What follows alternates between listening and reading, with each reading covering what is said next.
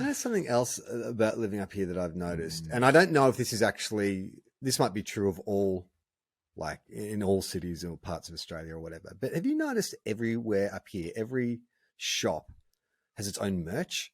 Like every fucking cafe, every bakery, like it is the height of pretension, I think, for you to assume that people love your wares so much that they're going to want to buy a t-shirt and a hat. Like barbershops, cafes, restaurants, even like some retail, they all have their own merch up here. And I'm like, is it just because it's like a tourist destination? 100% why it is. Right. They're not expecting that you are going to buy the hat from the local bakery. They're expecting some tourist who comes to town and has like the best week of their life and eats like a, fresh donut from that bakery is like, oh my God, I'm going to have to get like a hat from this bakery so I can remember this trip forever. But I think they do it in cities as well. Like I'm sure, like I've seen it in barbershops and stuff where you can get like a t-shirt. I mean, look, we're a podcast and we have merch. Like we can't judge other Yeah. people for like having merch. But I think it's different. Like, I mean, well, why do you need a newsagent's hat? Well, you don't. But why do you need a t-shirt from your favorite podcast? You don't need that either. We create new. Well, James Fosdyke creates new and interesting artwork that is, it's kind of should be seen and it should be out in the world. But like your small business that is selling like baked goods. Like what is the message you're getting across? What's your hat? Like, with your crossed baguette logo. What's your hat at the moment? What's on your hat? What is it a logo for? Is it just like a random logo, or do you know what that is for? It says RRL. I'm going to be slammed with this. This is a Ralph Lauren trucker hat. This is my God. That's a double Ralph RL. Lauren trucker hat. Yeah, look. It's a long story. Has never been worn by an actual trucker. That's the one thing I can guarantee you about a trucker hat by Ralph Lauren. Okay, so you know the other hat I have that's like this kind of color. It's a bit more beaten up and worn now. Right. It's got the double RL. Yes. It's got a white logo. People who watch the videos of this podcast would have seen it many a time. That is also a Ralph Lauren trucker hat, and both this one and that one are two of the most expensive hats I've ever bought. But it's actually when I was staying in LA at your place, probably in about 2018. You know, that Ralph Lauren store was a couple of blocks from your flat in West Hollywood. I walked through it one day and I was like, Jesus, like I cannot afford anything in this store. We're talking like $3,000 jackets and, like $1,200 jeans and shit like that. And they were going through a bit of a 50s like biker kind of look at Ralph Lauren at that stage. So they have their more kind of blue collar, I say blue collar in inverted commas, double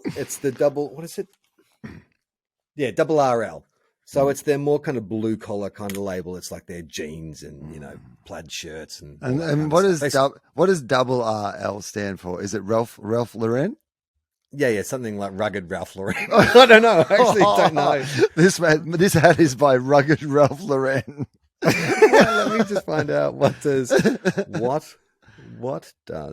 RRL in the Ralph Lauren logo does rugged rural Ralph Lauren, really realist. What is RRL? Yeah. RRL, pronounced double RL, is the iconic collection from Ralph Lauren that captures the genuine Southwestern style and vintage look. His idyllic Colorado ranch inspired these famous pieces. Okay, so that's what I mean. It's got a more of a blue collar. It's like in Zoolander, you got your derelict. This is like, his blue collar. Yeah, I imagine his Colorado ranch. His Colorado ranch is very blue collar. I imagine. Yeah, well, I mean, it's like when Zoolander goes back to the coal mine. It's just perfectly made up. So when I was in that store and I was looking at all these things I couldn't afford, I saw this really cool 50s style red trucker hat, and it was the least expensive of all the things, and I thought it looked quite cool when I put it on. And I sort of was like, I probably paid, I think it was about $200 I paid for that hat. And I'm like, wow, that's an expensive hat, but I really like the way it looked. And, I don't ever spoil myself with clothes that much. So this will be my one, big purchase. That hat has lasted almost 6 years, and I love it. Like, it is so durable. It does, it has, you know, it's only just started to fray now, but it also helped me find what I believe is my current look. And that is white trash. I think I have sort of found It's this true. look that suits That is me. absolutely true. Yeah. Like, I always say that it is Brad Pitt in California is my style icon. And I think that's, you know, after years of experimenting with my look, I feel like, you know, sleeveless tees, jeans, boots, trucker hats, stubble, you know, I'm snorting and spitting on the ground and, you know, being creepy around Juliette Lewis. That's my kind of vibe. I mean, it's weird for Juliette Lewis that you've leaned this far into, you know, your new look, but that's fine. I get it. And no, it works. I understand that. I've actually, like, I mean, now that we're doing Hat Chat, our famous segment, Hat Chat. Mike the Third, can we get a little sting here for Hat Chat? Hat Great. Chat. Hat Chat. So I got a new hat as well. And I was in Adelaide, and my old hat, is that the new hat you're wearing now? it's the new hat that I'm wearing right now. And so my previous hat, so basically one of the dogs really loves to chew a hat, and so you got to be very careful about where you leave the hat.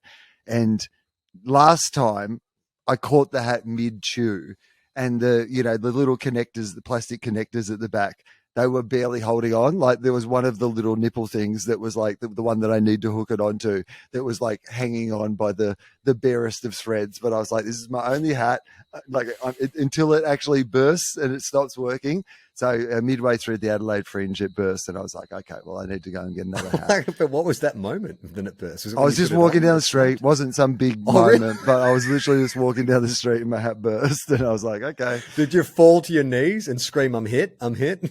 No, because I knew it was coming. It was one of those things like Right. like if you've had like if you're a kid and you've got a loose tooth, or like if there's something like a scab or something that was about to go but isn't ready to go. Like, I knew that it was on its last legs. You know, I knew it was that at some stage, I knew we weren't going to be able to save the patient. This was very much, let's just let them live a good life for the last moments they have here among us. So I was walking down Rundle Mall, remember it distinctly. It just like pinged off.